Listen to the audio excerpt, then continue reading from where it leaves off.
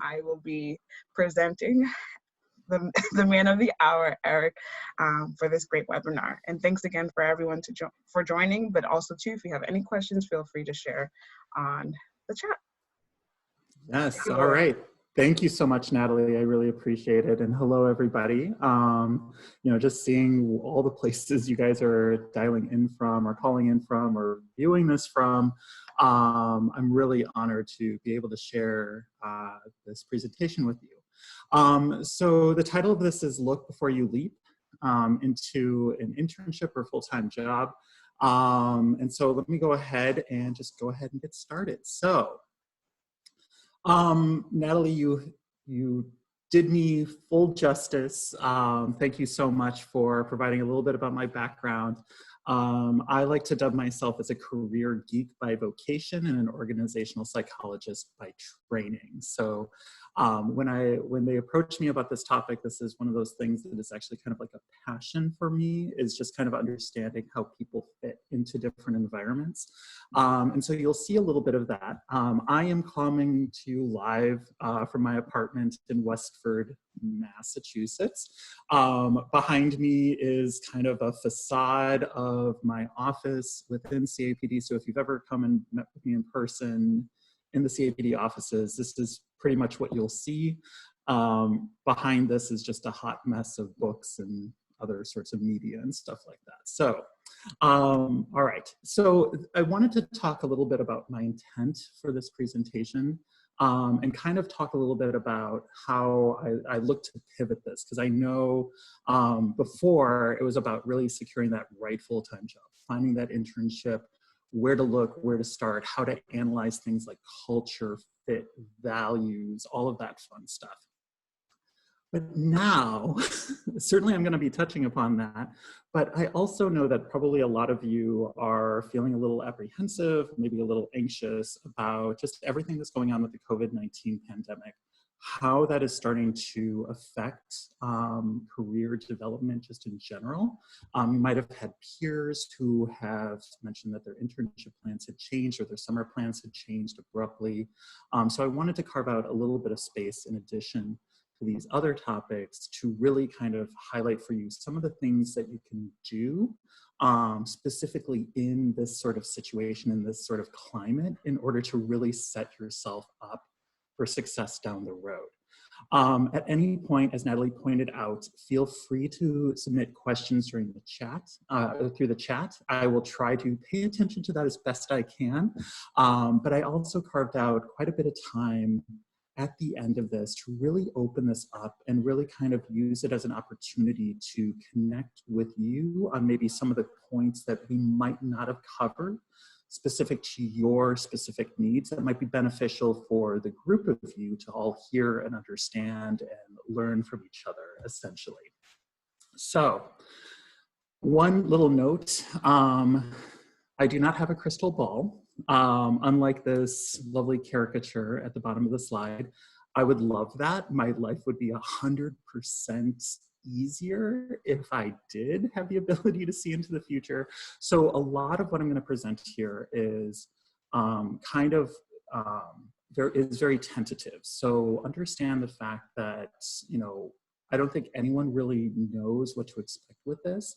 I'm going to be presenting some facts and figures that have just come through a variety of sources, but just note that at any point, things can change. And that's kind of what's a little nerve-wracking about this whole situation, is that a lot of what we're facing right now is really unprecedented. So as we go, my hope is to help you kind of understand maybe some ways to safeguard yourself to potential changes that could affect you adversely. All right, so the National Association of Colleges and Employers, which many in my office, including myself, are members of, has been doing some really interesting work in just quick polling employers in terms of how the sort of landscape has been changing. And they release these pretty much once a week, and they do these quick poll sort of results. They typically get about a couple hundred employers to fulfill this survey that's really just really brief and really succinct to just kind of monitor, okay, who's changing their plans. And so I wanted to provide you guys some highlights from this, some of which I think is good news, some of which I think is kind of tentative news, but I think it's all worth noting that many of them are not planning to revoke offers. So if you are a graduating senior, you should be okay. Granted, this is only a couple hundred employers. You may still want to work closely with your recruiter. So if for some strange reason your offers have changed significantly, certainly work with your recruiter, but by all means also work with us. Come and meet with us. You know, unfortunately, there's not a whole lot that we can do in certain circumstances, but, you know, what we're doing right now is we're just, if nothing else, reporting and or like recording when this happens with the eye towards, we don't know how this is going to unfold, but we want to keep a record of, okay, who is doing what to our students. So certainly, if you know of peers in this situation, certainly refer them to us as well.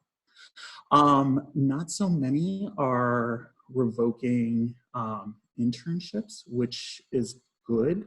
I know there's quite a few that have had to change them significantly though. You know, so about 36% are moving a lot of their internships into virtual programs. They might also be modifying it in terms of the duration or the scope. I know some of the internships are really sort of immersive experiences where you get to go to the facility and you get to meet all these people and you get to eat in the cafeteria that's in the office and just really kind of have a robust experience about what it's like to work at that organization. And unfortunately, I think there's still a group that has to modify that, really just for your safety and security, but also just given the uncertainty of the situation.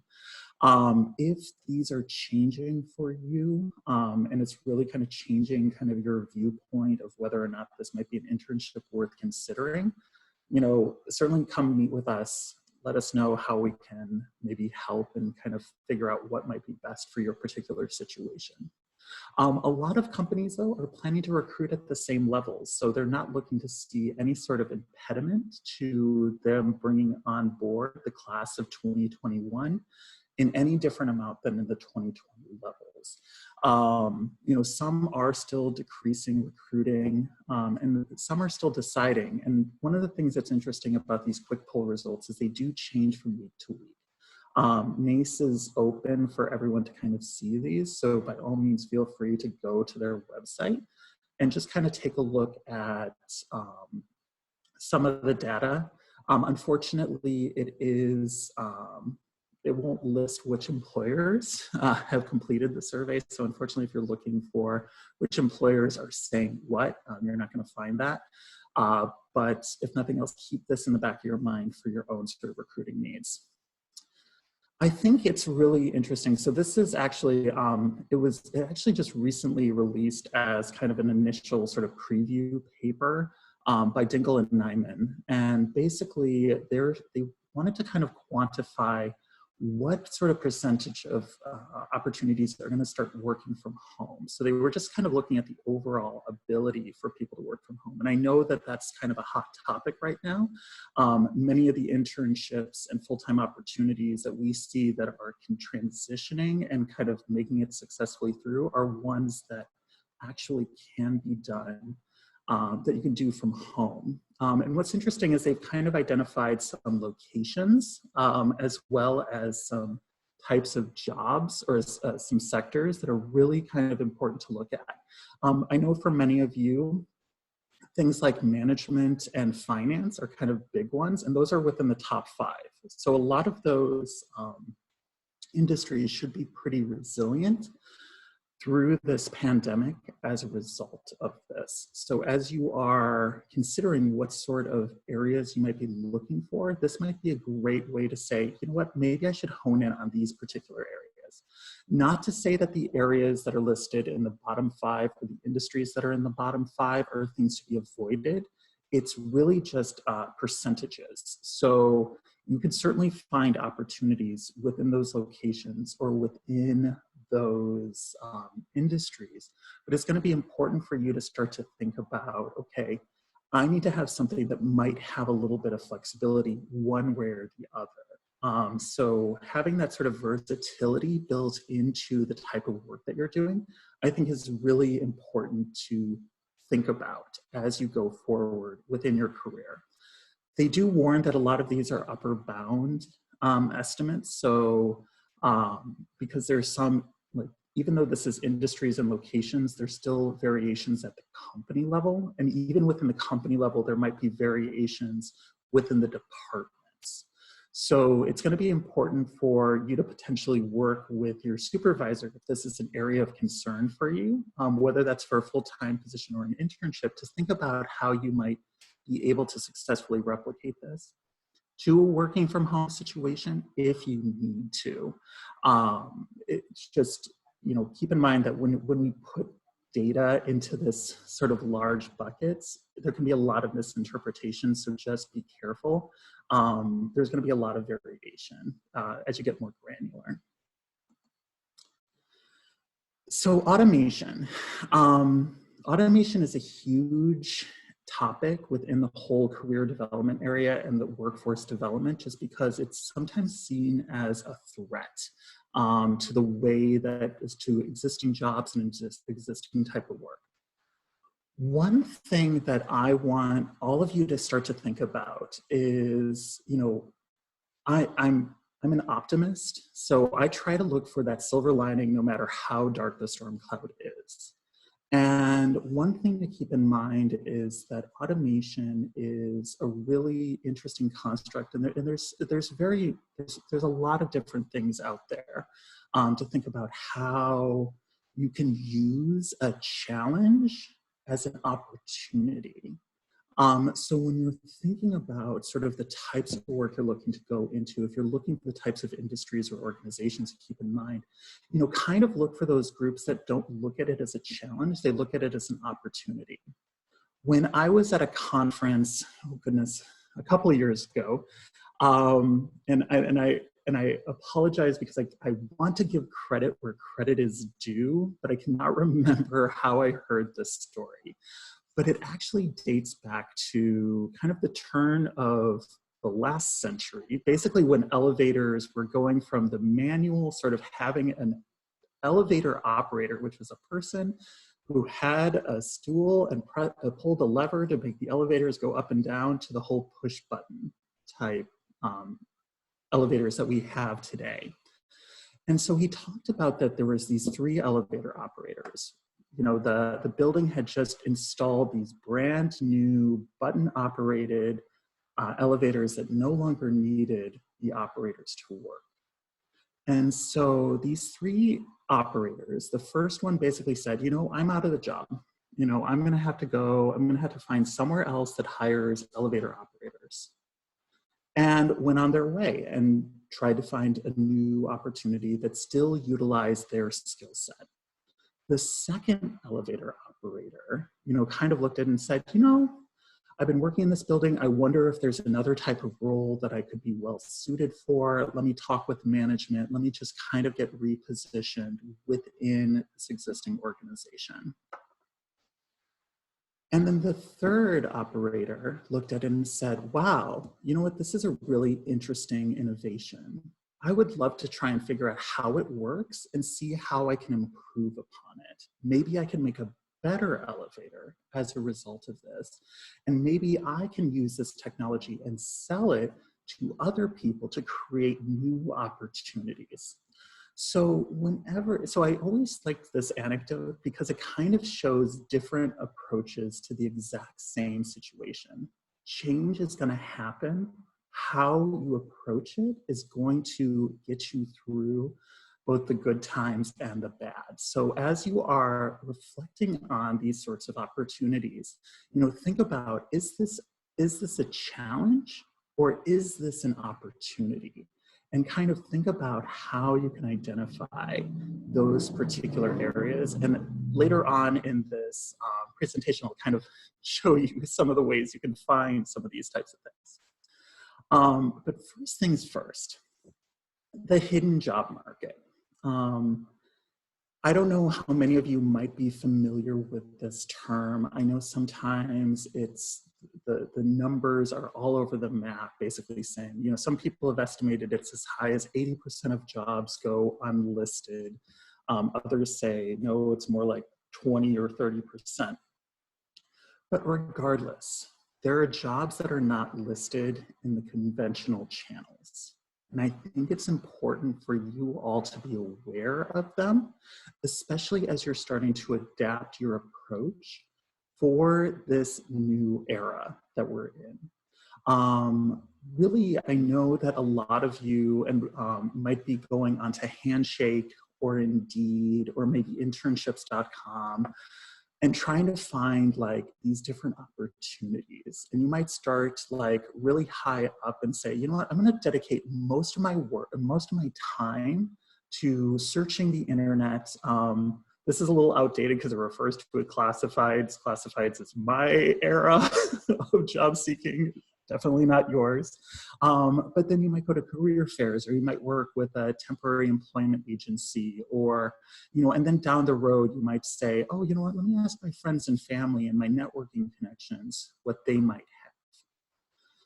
Really, it's important for you to start to think about how employers are approaching the search process, because as you start to get into their minds of how an employer is going about their search process, it becomes easier for you to think about how you want to dedicate your time. So a lot of what employers do is really internal marketing. So for example, right now, a lot of organizations might be going through a hiring freeze. They might be saying, oh, you know what? We can't bring on any new staff. We're trying to do our best not to terminate anybody. But the truth is, they still have a job to do. And now they have to figure out how to do it with either the same or fewer number of people. So they might be doing a lot of internal marketing. They might be saying, hey, you know what? This person has this additional skill set. This person has this knowledge base. You know what? If we reconfigure this person's role, they would be the perfect candidate that could fulfill this particular need. Right now, being outside the organization, that might not be much help to you, but it's important to know that really there's a lot of internal stuff happening first.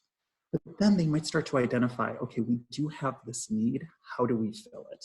Like, we can't fill it internally, we know we need it, we removed all this additional staff that we know we don't need, but now we have this very specific sort of niche area that is important for us to fulfill in order to be successful as an organization. So then they start to refer by associates. Then they might look at the people inside and say, hey, do you know anybody? You know, I know you're very talented in this data analytics area. You know, can you refer someone who might be good at this? And that's where the networking connection starts to play in part to you. So as long as you are thinking about how your skills are relevant and how you can stay connected to people who might have these opportunities, it's going to be very impactful. It might not be an immediate effect, but it will certainly have a very positive long-term effect. The more connected you are and the more knowledgeable you showcase yourself to be, the easier it is for people to think about how you can how versatile you are and how you can fit into different needs over the course of your career. And then, of course, as you move up, you'll notice that they'll start to utilize other agencies. They'll go to career fairs. They'll place wanted ads. Again, the percentages are all over the map in terms of this, but just note that sometimes these opportunities are not going to be listed in the classic sense, at least not immediately. And so if you can get in before they post it, that's actually really successful for you across the board. So in terms of making connections, I want to really highlight these two resources. And probably many of you are well versed in this, but just in case, I figure it certainly bears repeating. The Alumni Advisors Hub from the MIT Alumni Association is a really fantastic tool. And actually during this whole sort of pandemic, even before this pandemic started, I've been referring students to this resource because in truth, as you are starting to find, like when you're doing your job search, you're probably also looking at the company website. You're probably also looking to see what sort of opportunity, like what is their value system? What, sort of projects are they working on? What is them on their face value? All of that, their external websites, their reviews, their press releases are specifically designed to kind of create an image to the outside world about what it is they do, who they are as an operation, and a lot of just warm fuzzies is really what you encounter. If you want to understand the nuts and bolts that make that organization tick, connecting with someone inside the organization is incredibly potent. So the MIT Alumni Advisors Hub is a subset of the full alumni directory. And what's nice about this is a group of people who have not only just said, I want to help, but they're like, have the students contact me. I want to answer questions for these students. I want to give them insight. I want to basically support them in terms of information I can provide and maybe some guidance I can suggest. So I do recommend you get access to this. You can find the alumni advisors, you can sort by courses, you can sort by occupation, you can sort by what sort of feedback or guidance you might be looking for. So if you're preparing for like a case interview or a coding interview, there's an alumni for that. If you are looking for help in terms of how to advance your career within that area, there's an alumni for that. Just keep in mind that there's a lot of people there. And so feel free to kind of get a lot of great insight. One thing I have to mention is that this is not the place to say, hey, do you have a job? This may not be the place to say, hey, you know what, can you hire me? You want to have a little bit more finesse than that. You don't want to come out straight and say that. But this is a great opportunity, especially in like this current climate, to say, hey, do you know if your company is still keeping with its internship program for the summer? Hey, do you know like what is your plans for growth in the coming year? So for those of you who may not be graduating right away, but might be looking to find, okay, where's someplace I should start to focus on for my job search in my subsequent years? This is a great way to start to build that connection, to start to ask these questions, to kind of test out, okay, I noticed that this is a key value that is listed on your website. Can you talk a little bit more about what you look for in a candidate to exemplify that particular value? We do provide all sorts of great questions and guidance about informational interviewing on our website. So certainly check there. If you happen to have like our hardcover, or not hardcover, but like our actual physical handbook, which is available as a PDF on our website, there's also informational interviewing tips in there as well. LinkedIn is also a great tool, and sometimes I like to partner LinkedIn with either the Advisors Hub or the full alumni directory just to give me additional information, because the profiles on the MIT side are not necessarily as robustly filled out as they can be on LinkedIn. So sometimes I like to utilize LinkedIn. There's the ability to search for people associated with MIT on the LinkedIn page. I think that's really helpful because in addition to sort of the alumni, on LinkedIn you can find visiting scholars, you can find individuals who might have done like their study abroad experience here from another country. So depending on what your particular goal is, this is another great pool of people to touch base with to try and identify what sort of things you might need to know about what life and culture are like in that organization. So don't be shy, especially with Advisors Hub. They want to hear from you. They actually list what times they want to connect with students. So you can certainly select those, find a time to connect, and start to ask them questions about like maybe why they chose that company, or even just some of the future concerns you might have going forward. So job searching. Certainly by now, hopefully many of you are familiar with Handshake. If you are not familiar with Handshake just yet, I hope you get acquainted with it very, very soon. There's a lot of great sort of jobs that are posted in there. We also list a bunch of events. Employers are listing virtual events, which is also a great way to kind of learn about what it's like in there, in that organization. And it's also where we list off career fairs and all sorts of other associated events. So it's definitely worth signing up for. I know sometimes students might be thinking, oh, I'm getting spammed by Handshake. Certainly manage your notifications as you need to, but it's certainly a good resource. But then there's a whole host of other sorts of job boards. I certainly listed the MIT Orbit, which is from the Martin Trust Center, as well as the PKG has GivePulse, which is another sort of job board as well. It's mostly social impact employment opportunities, but there's a whole host of other ones, really depending on your focus area. Like Built-in and AngelList are a lot more startups and a little bit more tech. Idealist is nonprofits.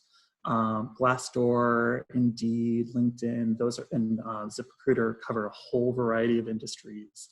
So these are all worthwhile to kind of check into. But a couple of things right here and now that I think are important is really maybe see if you can include remote or work from home, especially if you're looking for this summer. Finding those positions that have that flexibility built in might make it a little bit more successful as a transition. Expand your keyword search. And I want to explain that a little bit further because oftentimes when I'm meeting with students on their job search, they start to focus in specifically on either their degree name or they might focus on a specific job title. What I think is also important for you to do is start to think about what skills you have. So if you have familiarity with Python, use Python. If you have experience with financial modeling, use those keywords. Think about the jargon that you have picked up over your time at MIT and how you can meaningfully enter it in.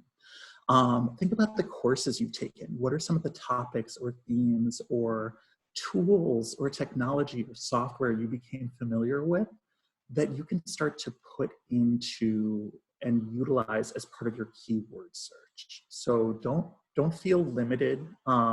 If you do use sites like Indeed, which is like a massive aggregator of jobs, really use your filters because no one has time to look through 24,000 job listings based on a singular keyword. So make sure you filter down appropriately. And in addition to using your network connection, so this is another place where LinkedIn and Advisors Hub can come in handy to kind of help you sort of learn a little bit more about, okay, are these positions actually going forward? Because what we're encountering right now is that there's jobs that were posted like late February that are still sort of open, and employers are suddenly being like, oh, we just forgot to take that down. We haven't yet encountered any, I think, in Handshake just yet, but I know we've heard reports from others' sites that this is happening.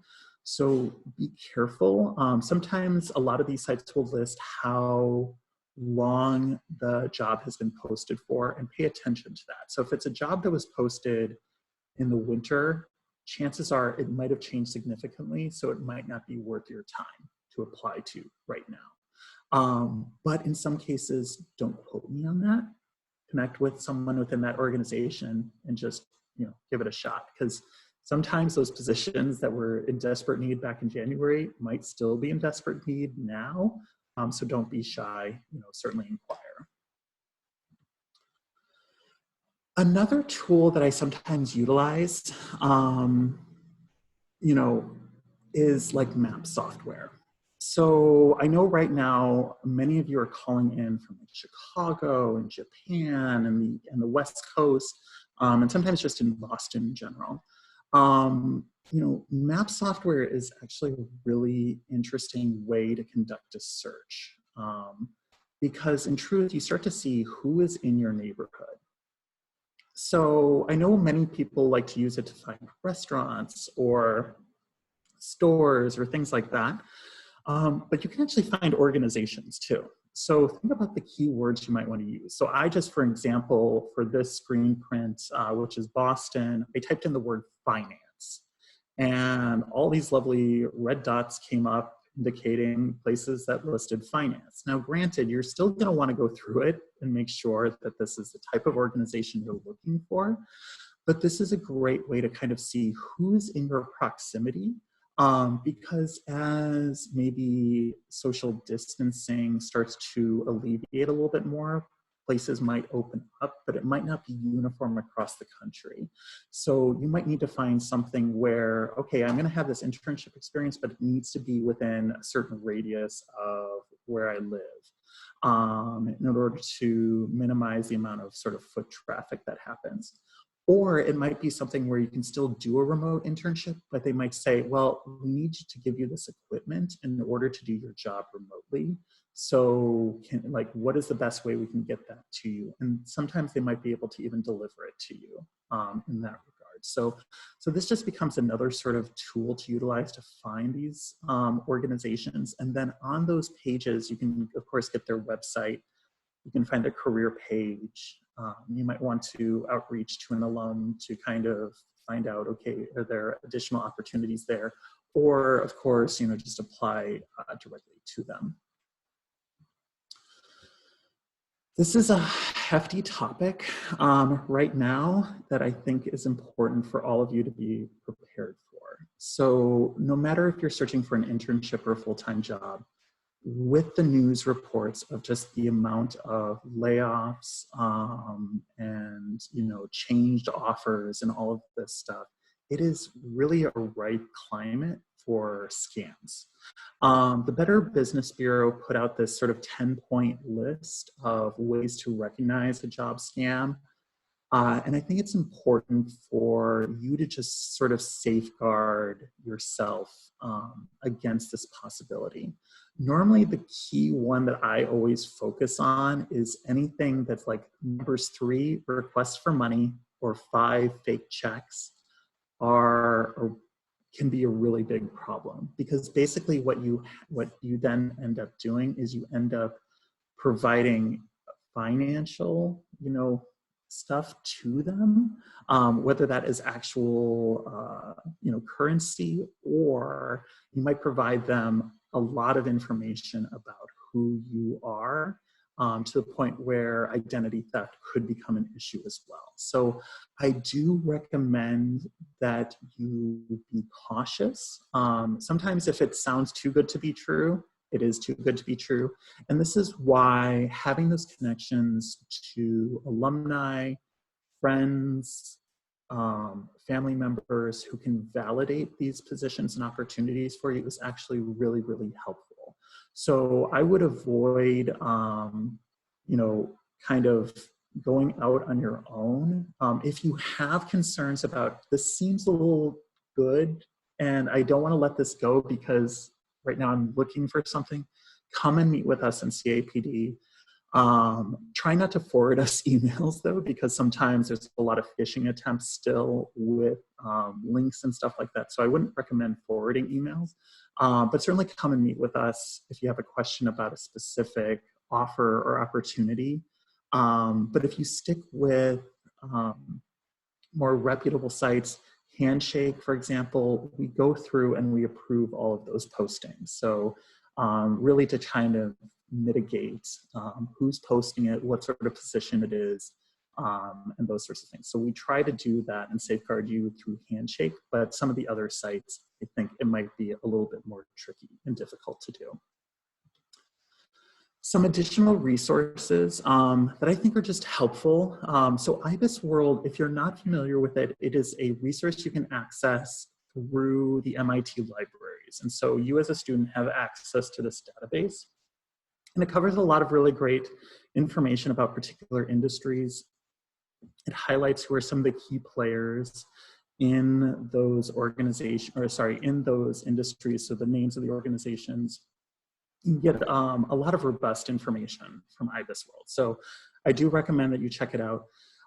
They've recently updated it though to kind of indicate any sort of changes that have, or updates regarding impacts that COVID-19 has had on those industries. And so they give it like a really quick bulleted point list at the beginning of the information pages about how that impacts it. I think that's really worthwhile to look at, especially if you're targeting specific industries or sectors to really identify what are those potential impacts and how that might play a part in your specific role or the type of role you're targeting.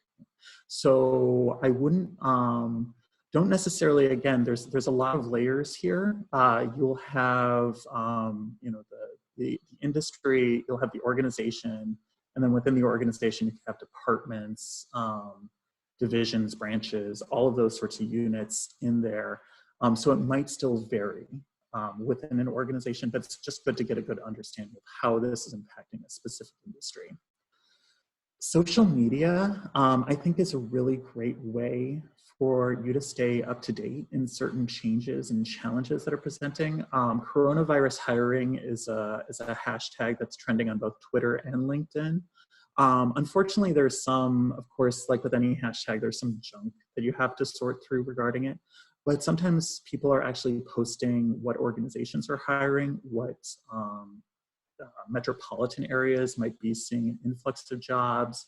So definitely kind of pay attention to social media through this. You can also use a variety of hashtags like remote work, you know, job searches, a whole variety to just kind of update your feed with specific things relevant to your needs at any given time. And then CAPD, we're offering every Monday in the month of April. So we have 2 more to do. And so we'll be doing this on Patriots Day as well. We're offering career support groups, which are really just a forum for you to come. We have a couple of career advisors, myself included, who are on hand to just kind of answer whatever sorts of questions you have. And we let the students kind of guide where we take the discussion. So we make it about you and what your specific needs are in balance with the other attendees. So we've recently had conversations about how do you network in this time when everything is virtual and the only connections you have are Zoom and maybe like Google Hangouts and a variety of other sort of tools like this. So don't be shy, come and see us. You know, they're from 5 to 6 every Monday. And again, we have 2 more coming up, so come and see us. Some additional tips that I think are important across the board. This is really an important time to keep an open mind and really be flexible. So, you know, as things are happening, as things are changing, I think it's important for you to realize that change is going to happen. Things might turn into virtual, things might be shorter, things might change entirely. The hope is that, and this is something that I know our employer relations team is working on, is really trying to help preserve the opportunities for you guys. So they're trying to work with employers. I've even talked with students who had misties fall through, and I said, well, could you reach out to the company and maybe pitch an offer for a virtual internship, so to speak, or a virtual experience? So in some cases, you might even have to self-advocate a little bit more than you would normally to really kind of say, hey, I have value, I can bring value during this time, and let me show you how. And that's why I want to also say that, you know, don't fixate on the negative aspects. Really look for that opportunity. Think about what is the area for growth. So just as much as there are sectors and industries where you hear about layoffs and, you know, right now pretty much all the public service sector, or not the public service sector, but basically the service industries are really facing just epic levels of layoffs and changes to their work. I think it's really important for you to think about, okay, what are the areas that actually need help and support right now? I mean, just in the matter of a month, essentially all institutions of higher education had to go remote. So pretty much everybody was going onto a virtual classroom. Everybody was looking at, okay, how do I teach a class online? How do I engage students in this format? So there's a lot of opportunity in there. There's a lot of ways where you can say, okay, how can I do a little bit more of data analytics or finance for healthcare companies? How can I lend support where there is support needed in this time? And that's just a great mindset to sort of adopt. Is don't look at it as a challenge. Look at it as like, what opportunity does this potentially present? And really leverage your support network to make informed decisions. I know, I do not have that crystal ball, but if nothing else, I am a judgment-free zone. So if you come to me and say, Erik, this is what I'm facing right now, I'm gonna be like, okay, let's talk it out. Let's figure out what might be the best pathway forward for you. You know, even though I'm the liaison for course 15, if you came to me and said, hey, you know what? I'm not sure this is working for me, come and talk with me. I'm happy to discuss with you. And sorry, Natalie, for mentioning that. They're gonna love course 15. But then also stay up to date with the news.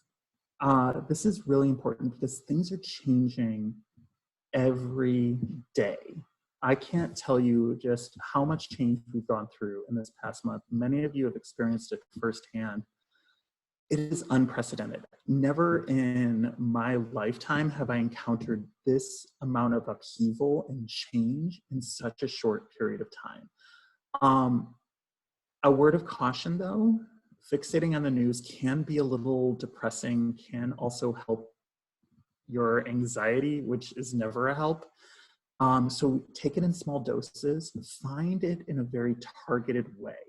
So one thing that I find is helpful is set up actual news alerts, like through Google or other platforms, to really just send you a digest of things that are relevant to you at that particular time.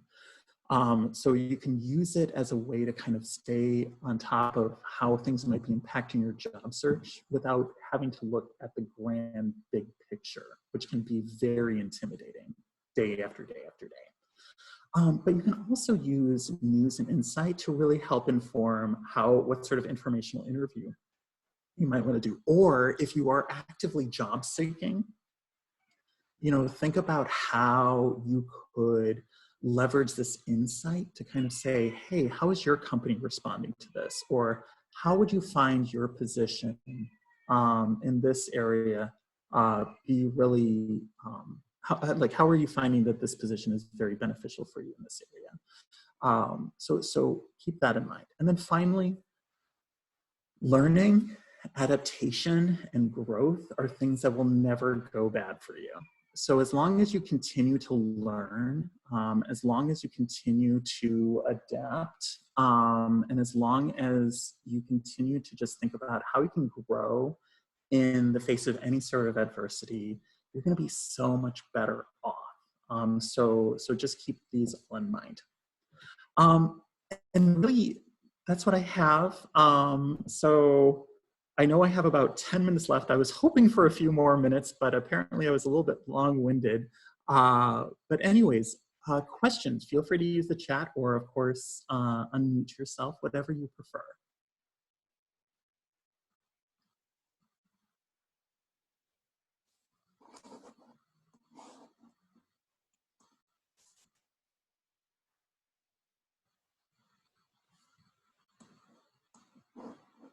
So Erik, I had a question about using this challenge as an opportunity, especially for first year.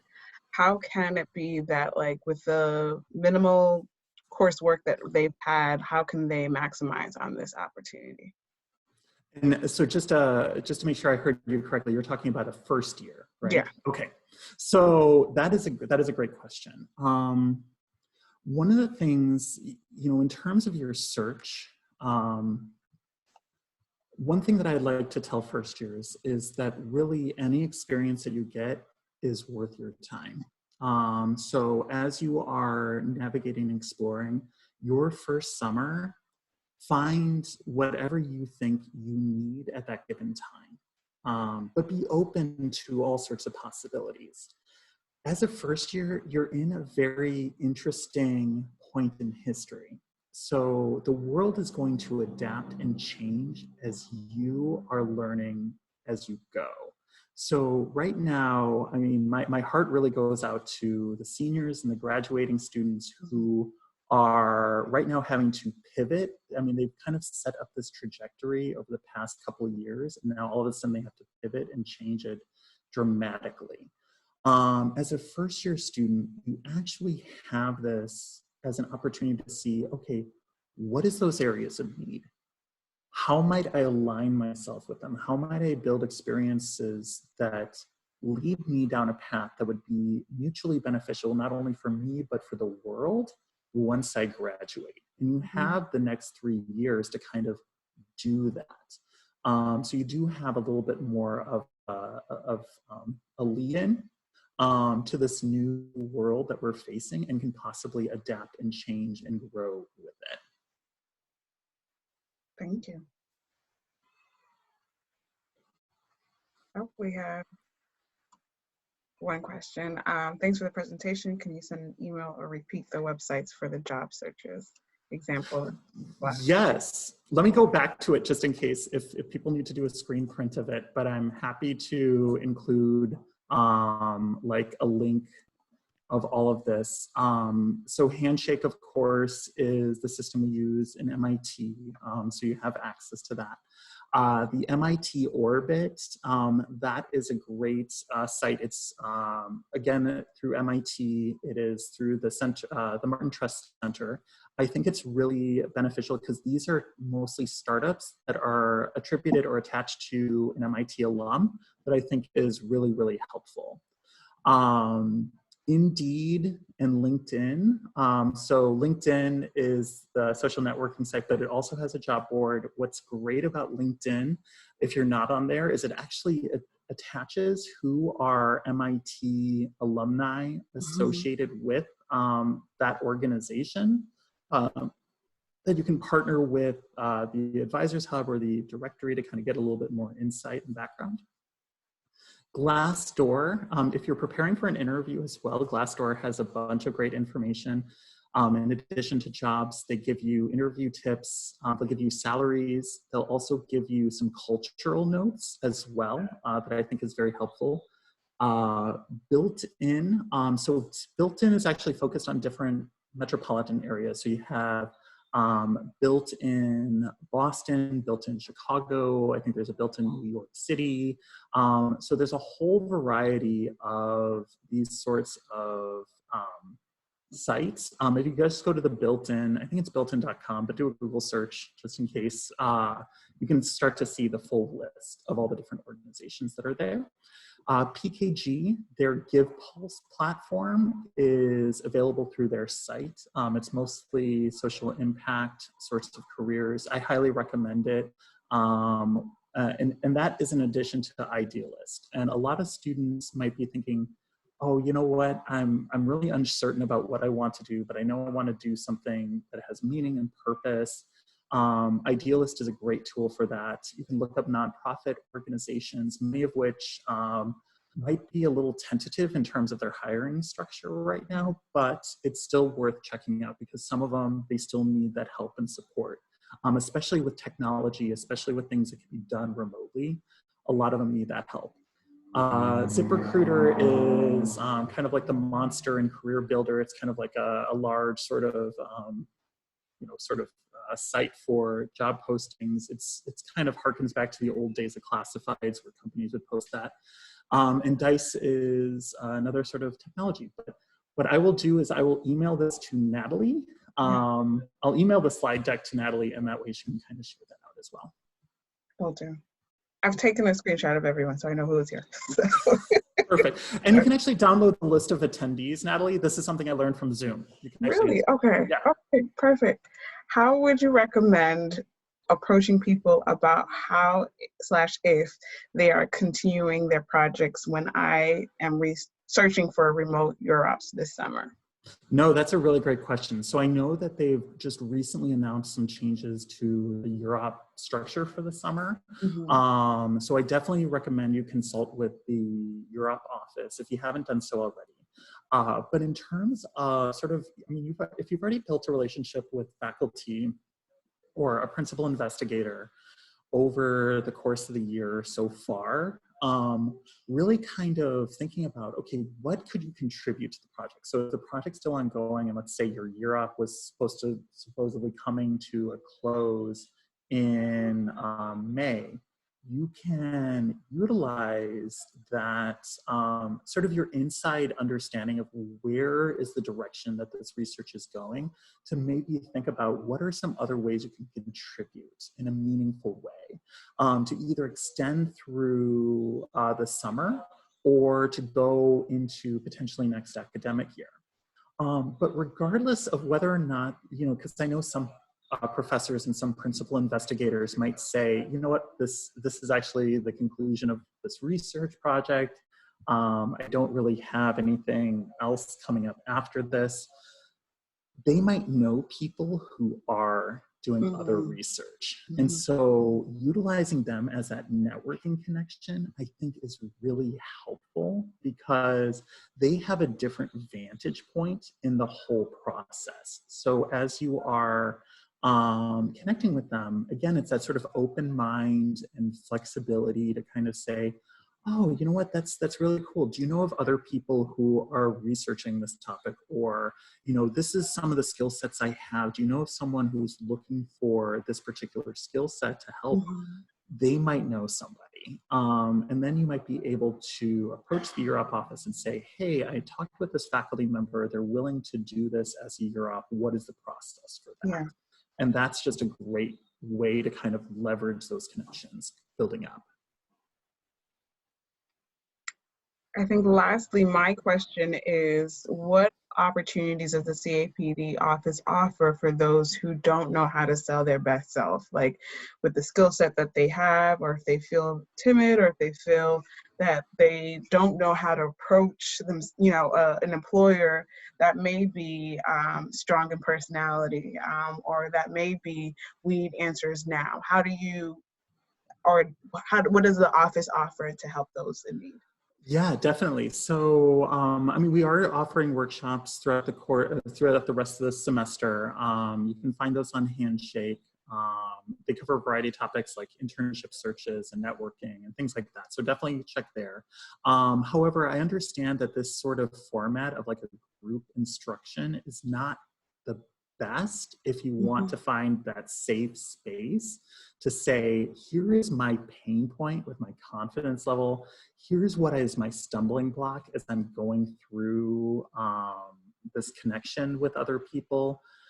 That's where we come in. So you can meet one-on-one with me. You can meet one-on-one with anyone in our office for the most part. All of the appointments are listed on Handshake, but for example, I know sometimes, especially for those of you on the West Coast, those of you who are not on the East Coast, it can be sometimes tricky to find a time to connect with someone. So reach out to us, let us know what might work best for you. I know for some of the students who are like in Asia, I've gotten up really early in the morning. I'm typically a morning person and I have no qualms with basically logging on early and being like, hey, let's have a conversation.